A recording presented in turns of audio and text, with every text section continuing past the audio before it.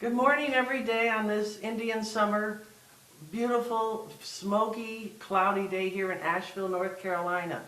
We have 3 violin performers today and followed by a conversation that I'm hoping that y'all will pipe in on. I'm going to call it To Do or Not to Do.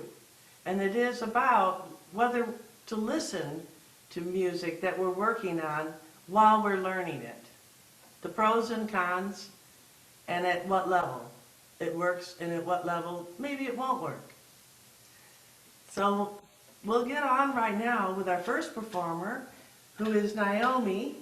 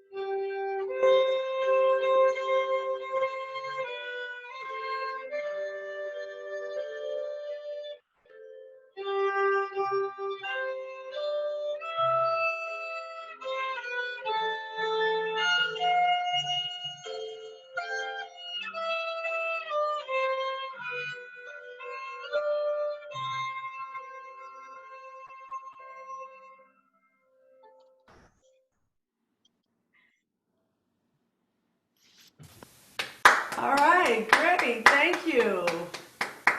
Everybody's clapping. All right, I'm going to mute myself. Let's take a go at it. And watch those F naturals. Okay. Yeah. Keeping the wrist out will help you not climb up.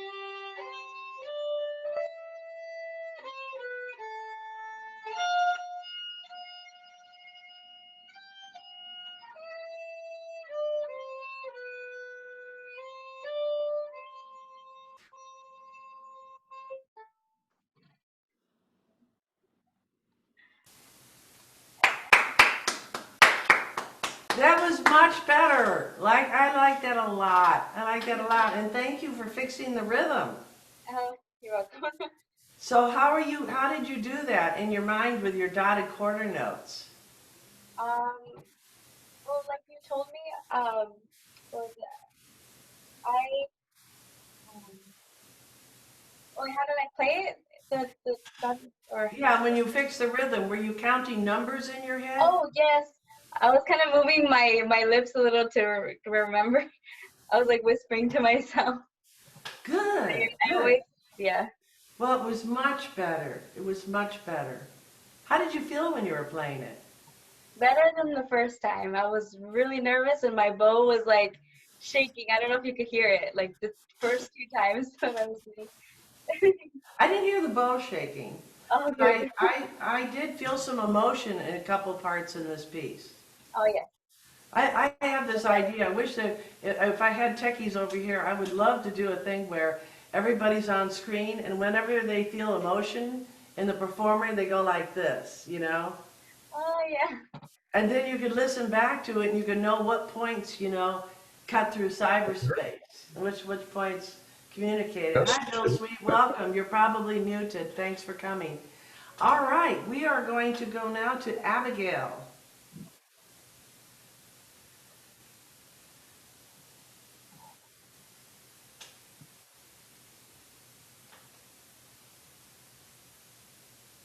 And Abigail, you can unmute yourself. Abigail's playing from Suzuki Book 2, the chorus from Judas Maccabaeus.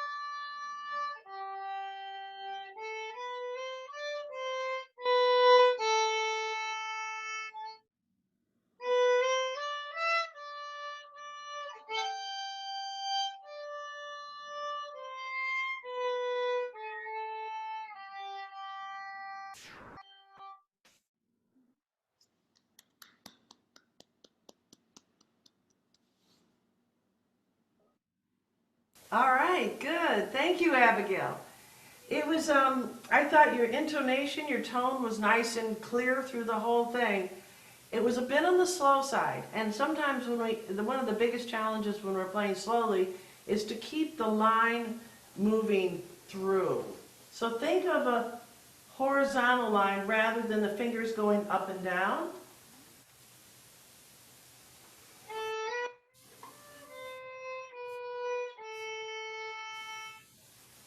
Anybody else hear the difference in that? Give us a thumbs up, thumbs down, or this way.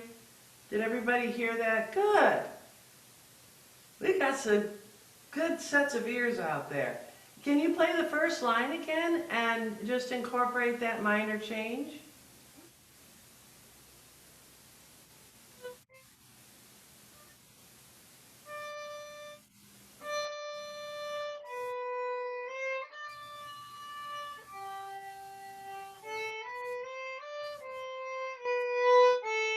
Okay, not quite. Not quite. You forgot it. The reason why you forgot it is because you're slowing up a little bit. Try that.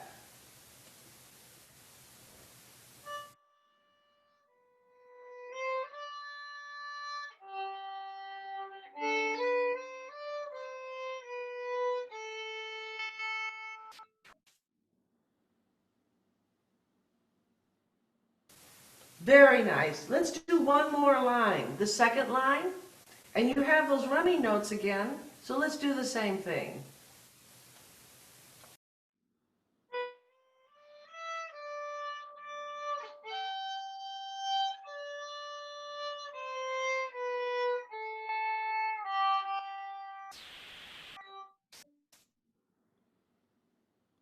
There you go. Much better. One more line. One more line. I think you're really getting it.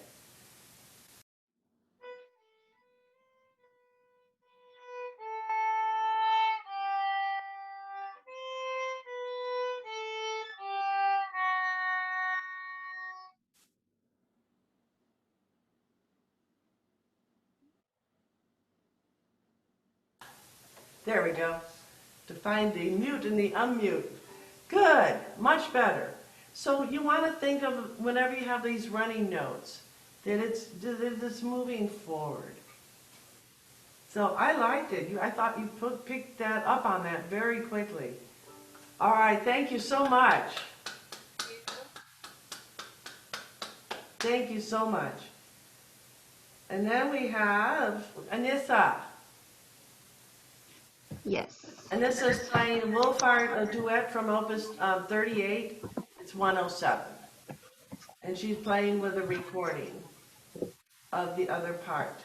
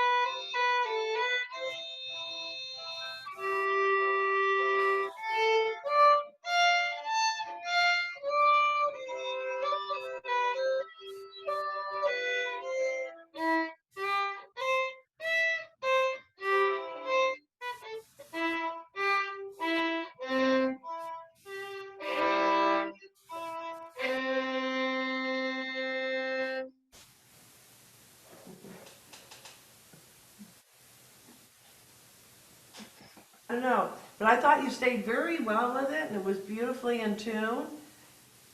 And I don't have too much to say about it. I thought it was very good. And I think today we have a little bit of an example of how we're going to deal with technology. I think these are also good experience in working with a click track. And if any of you wind up wanting to make CDs and make recordings and make your own music and so forth, this is how you do, basically how you do tracks. All right, thank you. So I think we've got our 3 performers finished. And this is the segment of discussing to do or not to do in learning music.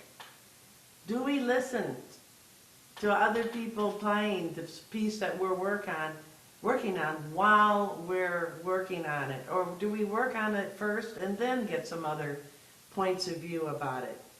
And the question I've been thinking about is, does the availability of media resources help or hinder someone who seeks to extract the purest experience of music?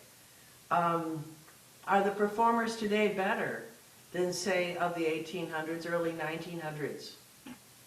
Pianists like Liszt, Clara Schumann, Oistrakh, Paganini, Casals, Rostropovich, they certainly were fabulous performers, but they didn't have the advantage of being able to listen over and over again a YouTube performance, or even for some of these people, even a record, to listen to it over and over again, like we can today. They did listen to concerts. In the 1800s, the people traveled all over the place to hear other performers. And what if they did have access to YouTubes and could listen to other people's performances? Would it have eroded at their individuality, would have compromised the artistry in their playing. So today we have Spotify, YouTube, iTunes. We can find anything we want to hear. And as we learn a new composition, we can compare the interpretations, performers. We can read commentaries from any newspaper review from anywhere in the world of the contemporary composers. We can Google the composers, find out their history, what was going on at the time in their lives when they wrote it. I mean, we could just dive into Google land and find out anything we want. Personally, I think there are very strong advantages to be able to find out more about the composers than back in the olden day. So, should we learn music as it was done before broadcasting was commonplace? Let's look at the point of view of the performer. Imagine yourself at 1890, spending time with a handwritten page of music, handwritten notes, discovering and feeling each note or chord as you play it. Studiously staring at the music, imagining perhaps the process of the composer, imagining before playing it the sounds, the tones, perhaps even the colors, and decide where each idea, this is from the composer now, we're going to the composer point of view. When the composer is composing the music, trying to get into his head to decide where he's deciding where each idea will drip from the fountain pen onto the paper. How many times did they crumple up the paper and throw it out and say, I gotta start all over again. It's like cooking without a recipe and blindfolded. Traveling to see concerts in the music centers of Vienna, Paris, Hamburg, London, Prague. This would be composers and the performers. This was how they experienced their music and get some ideas and expose themselves to what was happening musically at the time.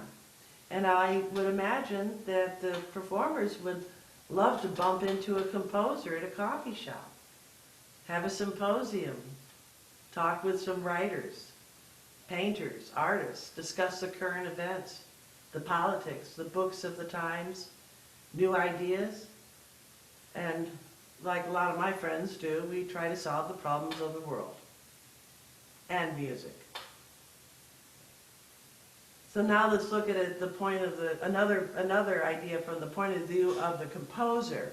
If I was a composer, I would want my notes, my music, to speak directly to the heart of the individual musicians working on my piece.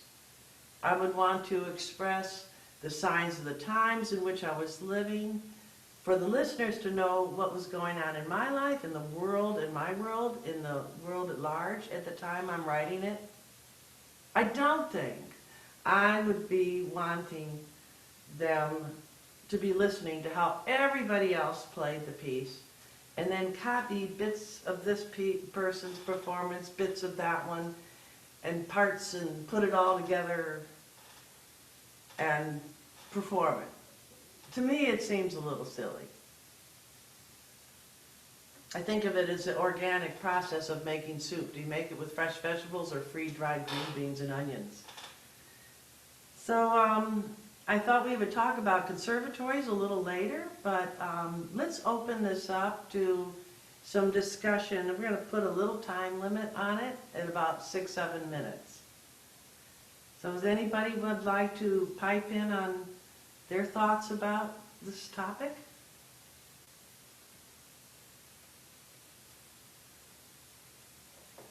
I'm not going to call on anybody. Just, does anybody feel like saying something?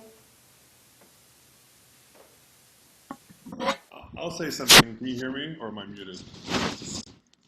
All right. I could just speak from my experience, and I have a personal, and you could tell me if I'm on the right path. But for some reason, I've always had a habit that I love YouTube and recordings for the ability to discover, pieces that I don't know that are out there. And so, you know, it's been good for me, you know, if like I'll follow a stream, if I have a composer I like, or I discover a new composer, or like recently, I didn't know that the composer Bruckner had a lot of piano pieces. I had no idea. I thought he was mostly a orchestral composer. So I, you know, found some of them on YouTube and then that I would not have known, and then I downloaded them on IMSLP. But my rule is that I don't, once I've found a piece that I'm interested in, I don't keep listening to it again. Then I stop listening to it while I'm working on it.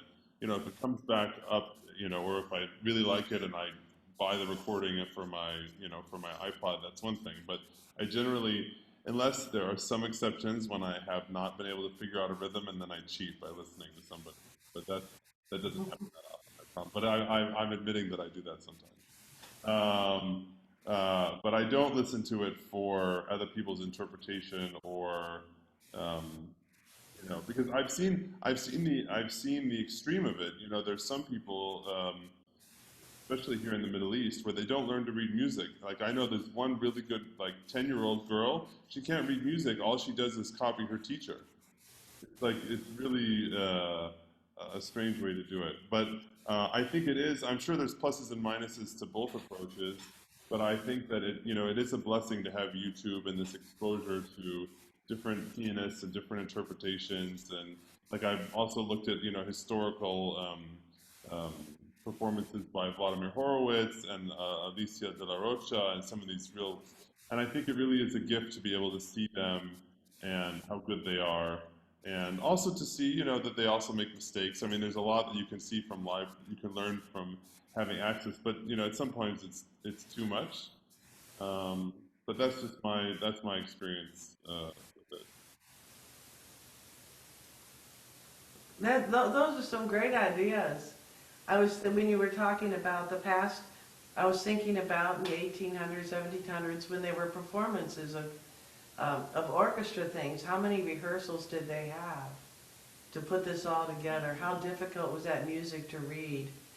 And as an orchestral player, I didn't learn that music organically. I mean, in high school I tried, but I really never felt like I was part of the whole group. And that could have been me. I really felt like I was just scrambling to play the notes. Like when I was in the Chicago Youth Symphony Orchestra, I would get my notes together, and we had many rehearsals before we played in the orchestra hall on Michigan Avenue.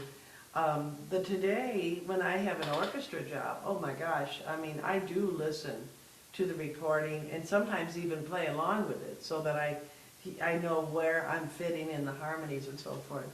I was curious with you, Stewart. I know what we do in a conservatory, but what about when you were growing up and in California and learning the solo repertoire? Did your teacher back then encourage you to listen to recordings, or were you doing it more organically, or? Well, first of all, I never grew up. Uh-oh. But in any case, I think this is an interesting topic. You know, even in the conservatory, you know, we question the recording of a performer, since it was just in the moment of how it was expressed. But I think media is just another tool of how to learn. It's to our advantage, not to our detriment. When I was trying to grow up, my teachers would grab their instruments and straight to me. That was my YouTube. And I would mimic my instructors. You know, when you go to any museum anywhere in the world, you're going to see a student in front of a famous painting trying to imitate that great artist. And it's just another way to learn. You have to have basic techniques to be able to do that. But imitation, you know, especially when you see something heartfelt, to try to imitate it, your boundaries, your understanding, and how do I do that same thing? I had the honor of playing the Copeland Clarinet Concerto with the Belgium National Symphony Orchestra, with Copeland conducting on his 80th birthday. And I went out to his house several times before we went to Europe on tour. And, you know, there's nothing better than getting it from the composer, but they're also respectful of, oh, wow, that's better than I've ever heard it. If you can get those kind of moments from a composer, that's great. Samuel Barber was writing me a clarinet sonata. Unfortunately, he died before he finished it, but I was helping him in the construction of it, and teaching him. He was great with strings, but not with woodwind. So he didn't really know a lot. But and other composers, Ned Rorem and Hassenstrom and all of those, you know, they would listen to me about how do you get the most out of a clarinet. So, you know, it's a two-way street here. We learn in many different ways when we're beginning to look at a piece. We use a metronome. We just like Naomi, with the dotted quarter note, we count and make sure that the rhythm is extremely fine. But most importantly is how to create that emotion from music. And, you know, I think media is a wonderful, wonderful tool in order to listen to many others about what their strengths are and how to recreate that, you know, stretch yourself. So I could go on all day, but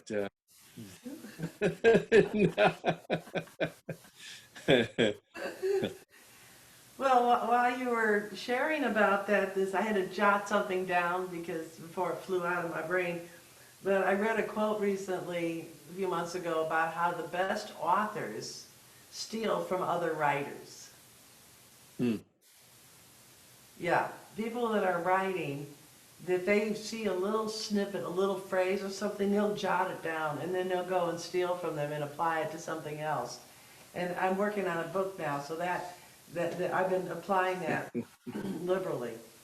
And this idea of being able to, I mean, what a great thing that you were able to talk with and discuss with Ned Rorem, and I think Ina Stera also, right?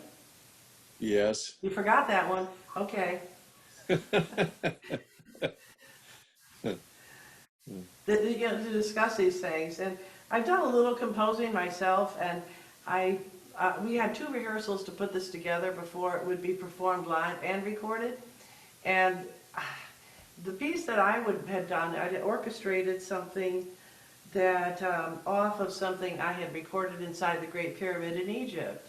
So I decided to give the resource to the musicians of the actual audio cassette of the recording inside the pyramid, with the instructions that I wanted them to listen to it quite a bit and allow them to be affected by the experience of playing inside the Great Pyramid in Egypt with the 8 to 13 second sound delay, and to get that feeling inside themselves and then approach the orchestrated version of it and try to get that same feeling across to the audience. That's how I chose to do that. So, anybody else have a comment that they'd like to make? Is Wayne still here? Maybe not. Okay, let's move on to some notes I made about the conservatories. I was curious, when was the first music conservatory in the world? I like to know, like Stewart and I were talking once about what came first, the painters who painted, or the musicians when they did their work. I mean, who influenced who? I don't remember what we eventually decided, but I was thinking about it a couple of days ago, and I thought, I think it was the painters. You know, the cavemen drawings. I think people wanted to find a way to draw what was around them, the animals, the scenery, and so forth. So now I'm leaning towards perhaps the painters came first and then the musicians. But it's a fun thing to talk about. But and I thought maybe the answer would be, to that, would be the first major music conservatories in the world. The first one was St. Martial, and it was running from the 10th to the 12th century, and it was just for composers. Then the Notre Dame School, very famous school, in Paris, started up in the late 12th and 13th century. It was for composers and singers. And this is where polyphonic music, having more than one or two voices at the same time, developed. And you know, I just love the idea of the singers working directly with the source of the music, with the composers. Like Stewart was saying, there's lots of feedback that can happen, and this is where all this polyphonic and Western music started. What an exchange of ideas that must have been, because these European cities, you know, Prague, Vienna, Hamburg, London, they're not that far from each other. Today it's a train ride, you know, real quick one. Back then they weren't walking, but they did have horses and buggies and ways of getting around. And the music conservatories of today are similar to those in the Western Europe, 1700s to 1900s, in that the students are expected and encouraged to hear other people play. What else do I have in my notes? I think we said this at another class, that in conservatory we're expected to listen to, find, narrow down to 3 recordings that we like and notice what the commonalities are in that, and just know that that would be considered the traditional or the correct. When I was a musician, learning before when I was learning how to read music, learning how to play it, how to put it all together, learning my technique, I didn't have access to concerts maybe 1 a year, 2 a year. In that point where most students are for the first 5, 8 years of their studies, I remember what I used to do was, when I was a little kid, and I have some of my books where when I was a child learning music and what types of things I was doing. Like for example, there was one where I took colored pencils and I did connect the dots and follow the line through the whole piece. And then I remember looking back and said, oh, there's hills and little valleys. And I saw this, visually on the paper. So the question is, and I learned things organically. Like my teacher said, to practice very, very slowly, and to listen to what these sounds are, and to put the piece together very slowly, and just really ask yourself, what is pretty here? What is beautiful? What is this saying to me here? So the question is, at what point? This is the next question. At what point in a musician's life? A music student is a musician. My piano teacher says, if you can read music, you're a musician. At what point in a musician's life does one leave the point of organic learning and begin listening to how others are doing it? My vote would be after you can play your scales, arpeggios, and really fast and in tune and beautifully and evenly pressured on the piano keys, that might be the point that I would be encouraging my student to start listening to other versions. Does anybody else want to weigh in on that? Stewart or Wayne or Jared again? I would say I would actually agree 1,000%. You know, if you are trying to recreate something, but you don't have the basic technique to be able to do that, it might be a little bit frustrating. It's too far of a stretch, but I think you're absolutely correct. Basic technique first. Right, right. I had a student. I'm gonna give you some quotes from some maestros and master teachers who I've followed for many years. Before that, I was going to tell you all about. I had a student. It was one of my first students when I first moved to Chicago. I think it was before you, Jared. I think I had one or two before you when I first moved there. And this guy was somebody who, his daughters were in the musicals at New Trier High School, and he played by ear his whole life. And his daughter was studying with me. He approached me privately and he said, "I really want to learn how to read music."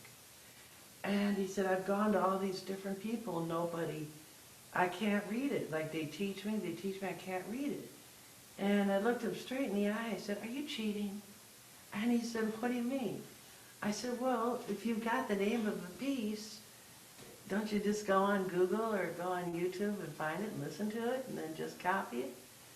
And he said, "Well, you know, after a while it just gets really frustrating." And yeah, I do that.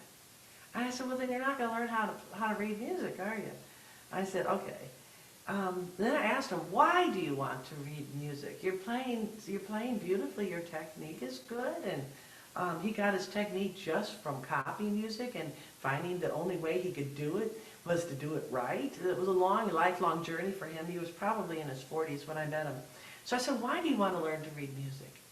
And he said, "I want to discover it while I'm learning a piece. I want to touch the mind of the composer, because the composer had to write down every note. And now I'm going to read every note the composer wrote." He said, "I think it would improve my musicianship." And I loved hearing that from him. He was a bright man. He was, I won't say his name, but he was a kitchen designer and very, very creative. So I said, "All right." I said, "I guarantee you I can teach you to read music in 3 months."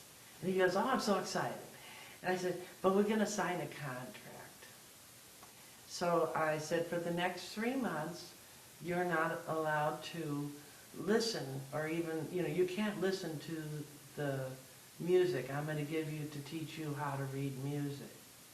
He didn't know, but it wasn't available. I mean, it was something so obscure.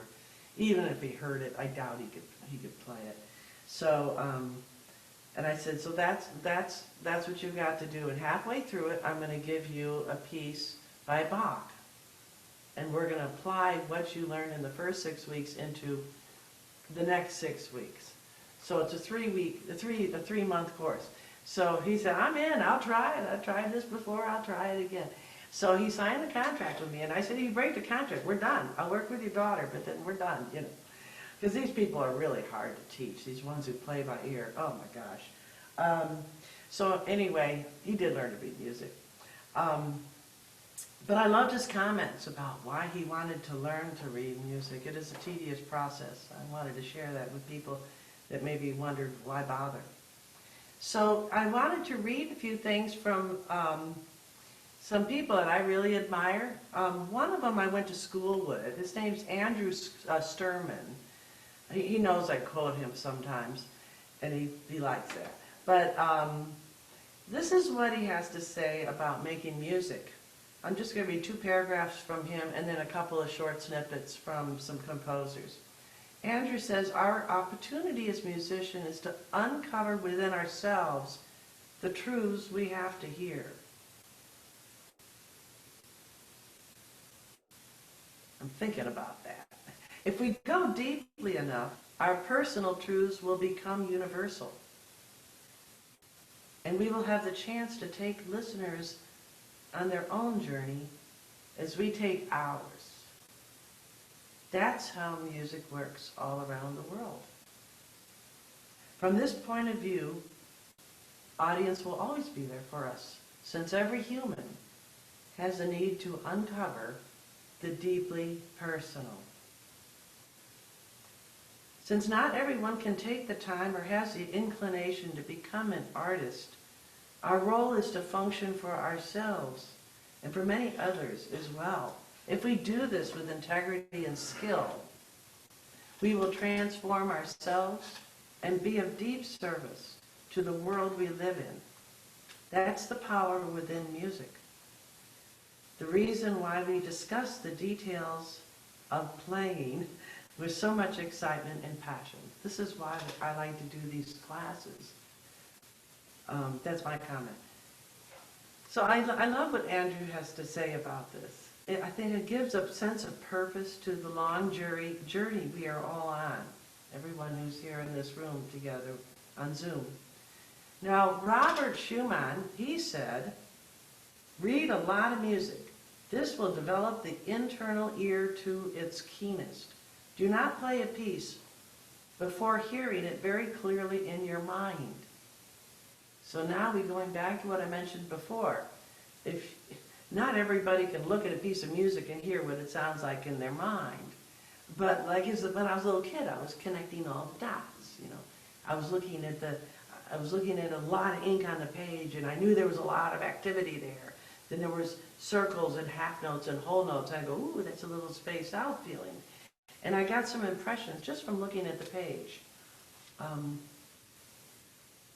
Next quote is similar to that. This is by Zoltan Kodaly.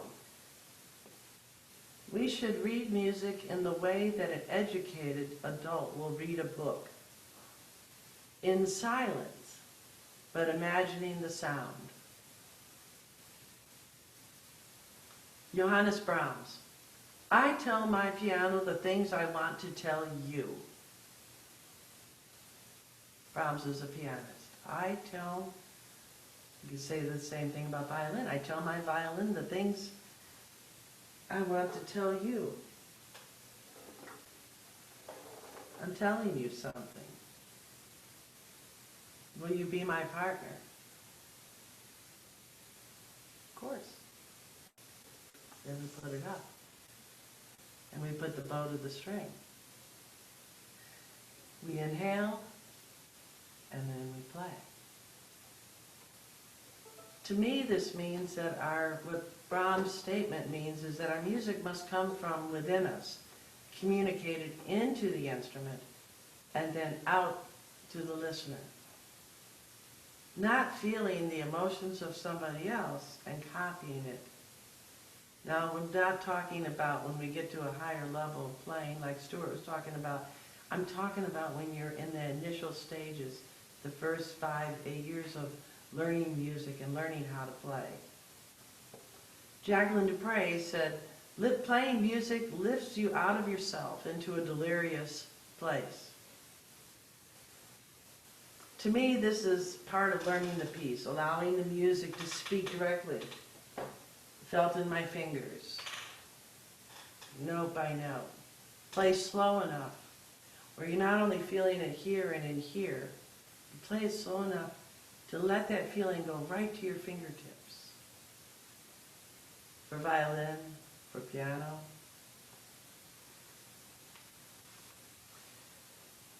How to get into the music.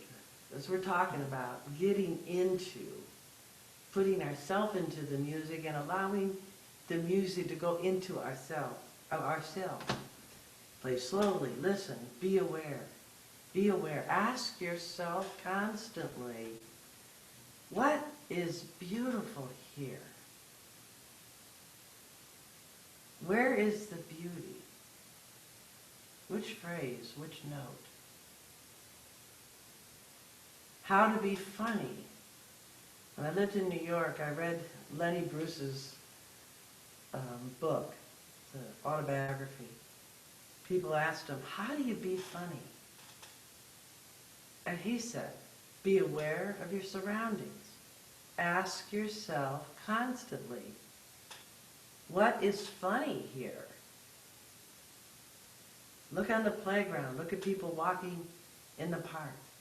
Look at somebody eating a meal in a restaurant. There's something funny there.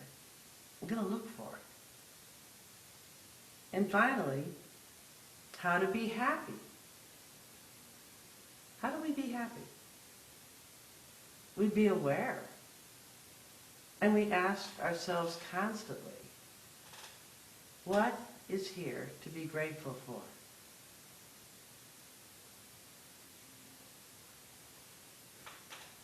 So, that's all I got to say today. Anybody have any comments before we close? You can unmute yourselves. It's easier to have a discussion when everybody is unmuted.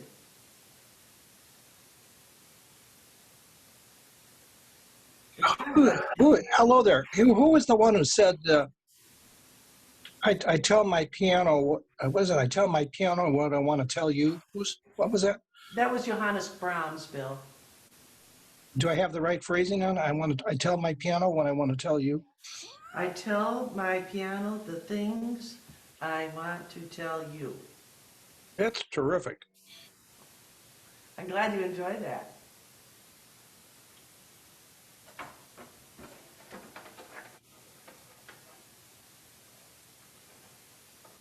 Anybody else want to make a comment? Let's see what time it is. Well, it looks like it might be time to close out. Thank you all for coming, and we'll see you in 2 weeks. Thank you, Stephanie. Thank you. Bye.